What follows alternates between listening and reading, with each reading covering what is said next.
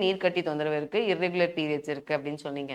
So இப்போ நான் முன்னாடி சொல்லிட்டு இருந்த மாதிரி நம்ம அ நீர்க்கட்டிகள் அப்படிங்கிறது வந்து பார்த்தீங்க அப்படின்னா, பலரும் என்ன பண்றாங்க, இந்த மாரி அறிகுறிகளுக்கான மாத்திரை மாரி இந்த ஹார்மோனல் பில் எடுத்துருவாங்க. ஸோ ஹார்மோனல் பில் எடுக்கும்போது என்ன ஆகும், அந்த மாதவிடாய் மட்டும் வருமே தவிர, இந்த பிசிஓடின்னு சொல்லக்கூடிய இந்த நீர்க்கட்டிகள் கரையாது.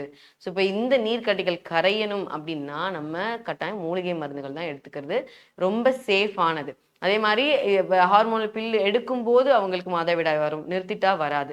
ஸோ இந்த மாதிரியான கம்ப்ளைண்ட்ஸ் வந்து நம்மளுடைய ஆர்ஜிஆர் மருத்துவமனையில வரக்கூடிய நோயாளிகள் சொல்லுவாங்க. ஸோ இப்போ இது அதே மாரி உடல் பருமன் ஆவாங்க. வெயிட் ஏறிட்டே இருக்கும். அதே மாரி ஒரு மந்தத்தின் தன்மை இருந்துகிட்டே இருக்கும். இப்போ இந்த ஹார்மோனல் பில் எடுக்கும்போது என்ன ஆகுது, மாதவிடாய் சுழற்சி வரும். நீர்க்கட்டிகள் கரையாது. அந்த பிசிஓடி வருவதற்கான அறிகுறிகள் எல்லாமே அவங்க உடம்புல இருந்துட்டே இருக்கும். ஒரு சிலருக்கு தாடி மீசை வளருது, கழுத்த சுத்தி வந்து கருப்பா படிகிறது. இந்த மாதிரியான தொந்தரவுகள் இருக்கும்.